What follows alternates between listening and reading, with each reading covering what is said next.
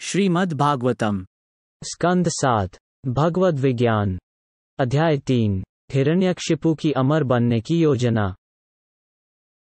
नारद मुनि ने महाराज युधिष्ठिर से कहा, दानवों का राजा हिरण्यकशिपु अजेय और बुढ़ापे और शरीर की जीर्णता से मुक्त होना चाहता था। वो अणिमा और लघिमा जैसी सभी योग सिद्धियों को प्राप्त करना चाहता था, अमर होना चाहता था और ब्रह्मलोक सहित पूरे ब्रह्मांड का एकमात्र राजा बनना चाहता था।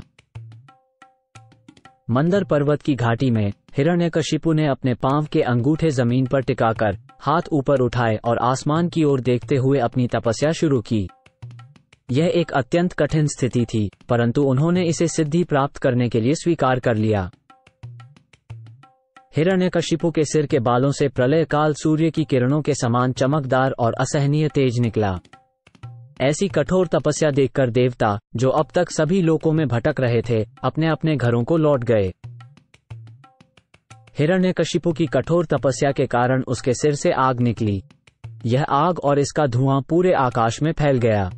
इससे ऊपर और नीचे के सभी ग्रहों में बहुत गर्मी हो गई। गहरी तपस्या के प्रभाव से सारी नदियां और सागर उत्तेजित हो गए। पहाड़ों और द्वीपों समेत पूरी पृथ्वी की सतह कांपने लगी और तारे और ग्रह गिरने लगे। सभी दिशाएं चमक उठीं।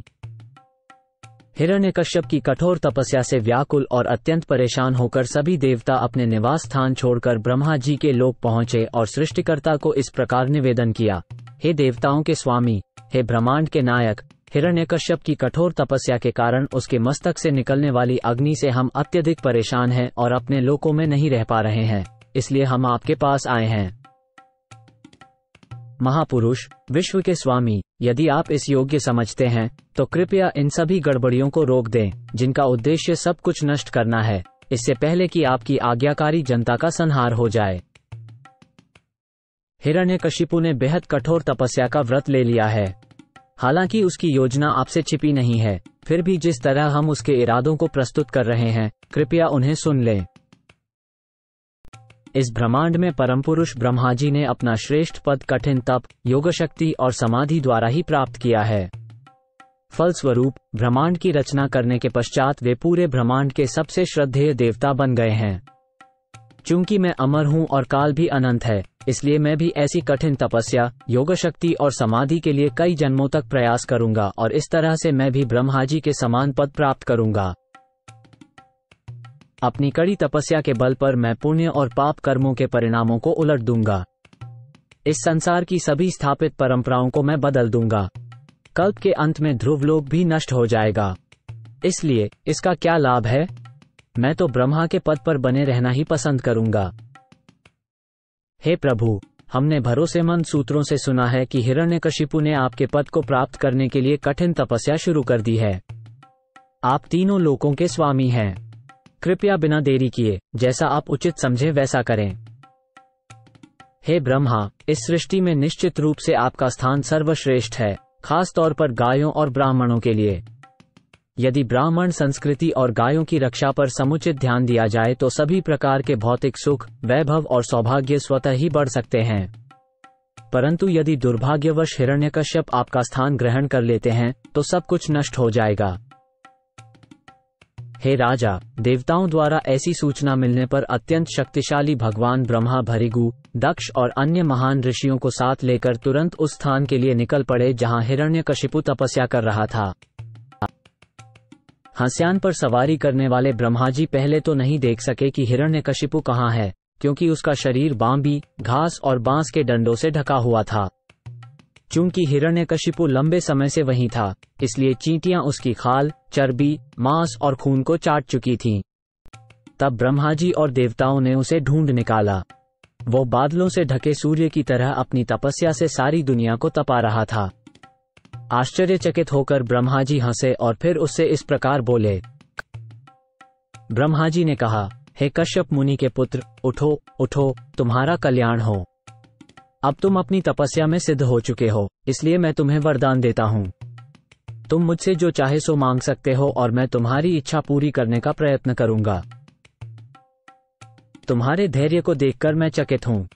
सभी तरह के कीड़ों और चींटियों द्वारा खाए और काटे जाने के बावजूद तुम अपनी हड्डियों में जीवन की हवा को प्रवाहित रखे हो। निश्चित रूप से यह आश्चर्यजनक है। भृगु जैसे साधु भी, जो पहले जन्म ले चुके हैं, ऐसी कठिन तपस्या नहीं कर सके हैं, न ही भविष्य में कोई ऐसा कर सकेगा। इन तीनों लोकों में ऐसा कौन है जो 113 वर्षों तक जल पिए बिना जीवित रह सके?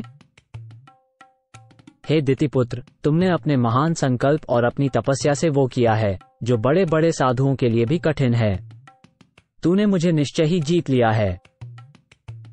हे असुरों में श्रेष्ठ, इसीलिए अब मैं तुम्हारी इच्छा अनुसार सारे वरदान देने के लिए तैयार हूँ। मैं देवताओं की स्वर्गीय दुनिया में रहता हूँ, जहाँ देवता मानवों की तरह नहीं मरते। इसलिए यद्यपि तुम मरणशील हो, मेरा दर्शन करना व्यर्थ नहीं जाएगा। श्री नारद मुनि ने आगे कहा, हिरण्यकशिपु से ये शब्द कहने के बाद इस ब्रह्मांड के प्रथम जीव ब्रह्मा जी ने, जो अत्यंत शक्तिमान है, उसके शरीर पर अपने कमंडल से दिव्य अचूक आध्यात्मिक जल छिड़का, जिसे चींटियों तथा कीड़े मकोड़ों ने खा लिया था। इस तरह उन्होंने हिरण्यकशिपु को पुनर्जीवित कर दिया। जैसे ही भगवान ब्रह्मा ने अपने कमंडल से जल छिड़का, हिरण्यकशिपु उठ बैठा। उसके अंग प्रत्यंग इतने बलवान थे कि वो वज्र के प्रहार को भी सह सकता था। उसकी शारीरिक शक्ति और पिघले सोने के समान शरीर के तेज से वो पूर्ण युवा पुरुष की तरह बांबी से प्रकट हुआ, जैसे लकड़ी से आग निकलती है। आकाश में हंस वाहन पर आरूढ़ भगवान ब्रह्मा जी का आगमन देखकर हिरण्यकशिपु निहायत प्रसन्न हुआ। वह तुरंत सिर के बल भूमि पर गिर पड़ा और भगवान के चरणों में अपने आभार व्यक्त करने लगा। तत्पश्चात दैत्यराज भूमि से उठकर और अपने सामने भगवान ब्रह्मा को देखकर हर्ष से अभिभूत हो गए। आंखों में आंसू और पूरे शरीर में कंपन के साथ उन्होंने नम्र भाव से हाथ जोड़कर और लड़खड़ाती आवाज में भगवान ब्रह्मा को प्रसन्न करने के लिए प्रार्थना करना शुरू कर दिया। इस ब्रह्मांड के परम स्वामी को मैं प्रणाम करता हूँ।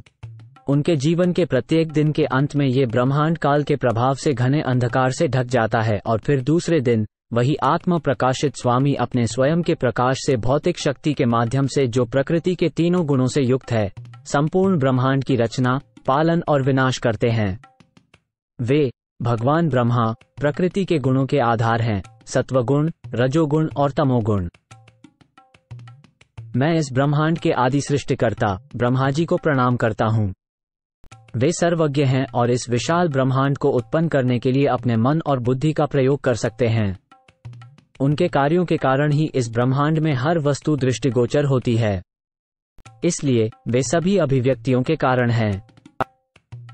हे प्रभु, इस भौतिक जगत के जीवन के स्रोत होने के नाते आप गतिमान और स्थिर दोनों प्रकार के जीवों के स्वामी और नियंत्रक हैं, और आप उनकी चेतना को प्रेरित करते हैं। आप मन और क्रियाशीलता और ज्ञान प्राप्त करने वाली इंद्रियों को बनाए रखते हैं, और इसलिए आप सभी भौतिक तत्वों और उनके गुणों के महान नियंत्रक हैं, और आप सभी इच्छाओं के नियंत्रक हैं। हे प्रभु, आप स्वयं वेदों के रूप में विद्यमान हैं और समस्त याज्ञिक ब्राह्मणों के कार्यों से संबंधित ज्ञान के द्वारा अग्निहोत्र आदि 7 प्रकार के यज्ञों के वैदिक अनुष्ठानों का प्रसार करते हैं। निस्संदेह आप याज्ञिक ब्राह्मणों को तीनों वेदों में उल्लिखित अनुष्ठानों को संपन्न करने की प्रेरणा देते हैं। सभी जीव आत्माओं के अंतरतम होने के कारण आप आरंभ रहित, अनंत हैं और सर्वज्ञ हैं। आप काल और स्थान की सीमाओं से परे हैं। हे स्वामी, आप सदा जागृत रहते हैं और जो भी कुछ घटित होता है उसे देखते रहते हैं। नित्य काल के रूप में आप अपनी विभिन्न शक्तियों जैसे क्षण, सेकंड, मिनट और घंटे के माध्यम से समस्त जीवों के जीवन के समय को घटाते रहते हैं। फिर भी आप अपरिवर्तनशील हैं और एक ही स्थान पर स्थित हैं। आप परमात्मा, साक्षी और अजन्मा, सर्वव्यापी नियंत्रक हैं जो सभी जीवों के जीवन का कारण हैं। आपसे पृथक कुछ भी नहीं है, चाहे वो अत्युत्तम हो या निकृष्ट, गतिशील हो या स्थिर। वैदिक ज्ञान साहित्य यथा उपनिषद तथा मूल वैदिक ज्ञान की अंतरशाखाओं से प्राप्त ज्ञान आपके बाह्य शरीर का निर्माण करते हैं। आप हिरण्यगर्भ हैं, ब्रह्मांड के आश्रय हैं, परंतु फिर भी परम नियमता के रूप में स्थित होने से आप भौतिक संसार से पार हैं, जो भौतिक प्रकृति के 3 गुणों से बना है।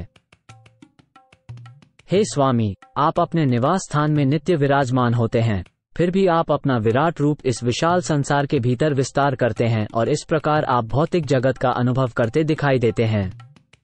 आप ब्रह्म हैं, परमात्मा हैं, सबसे प्राचीन ईश्वर हैं। मैं उस परम ब्रह्म को प्रणाम करता हूँ जिन्होंने अपने विराट और अप्रकट स्वरूप से ब्रह्मांड की विशालता को प्रकट किया है। उनके पास बाहरी ऊर्जा, आंतरिक ऊर्जा और सभी जीवों में रहने वाली मिश्रित ऊर्जा है, जिसे सीमांत तटस्थ शक्ति कहा जाता है। हे मेरे स्वामी, हे वर देने वालों में श्रेष्ठ, यदि आप मुझे मेरी मनोकामना पूरी करना ही चाहते हैं तो यह वरदान दीजिए कि आप द्वारा सृजित किसी भी प्राणी द्वारा मेरी मृत्यु न हो।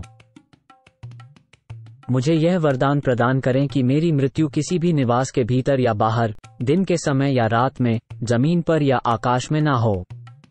मुझे यह वरदान दें कि मेरी मृत्यु आपके द्वारा रचे गए जीवों से इतर किसी अन्य प्राणी, किसी हथियार, किसी मनुष्य या पशु के द्वारा ना हो।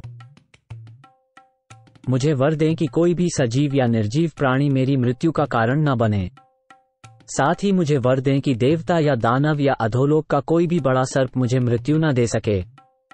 चूंकि युद्धभूमि में कोई भी आपको मार नहीं सकता, तो आपका कोई प्रतिद्वंद्वी नहीं है। इसी प्रकार मुझे भी वर दें कि मेरा भी कोई प्रतिद्वंद्वी न हो। मुझे सभी जीवों और लोकपालों का एकमात्र स्वामी बनाएं और उस पद से प्राप्त होने वाली सभी प्रतिष्ठा मुझे प्रदान करें। इसके अलावा मुझे सभी रहस्यमयी शक्तियां प्रदान करें जो लंबी तपस्या और योगाभ्यास से प्राप्त होती हैं, क्योंकि वे कभी नष्ट नहीं हो सकती।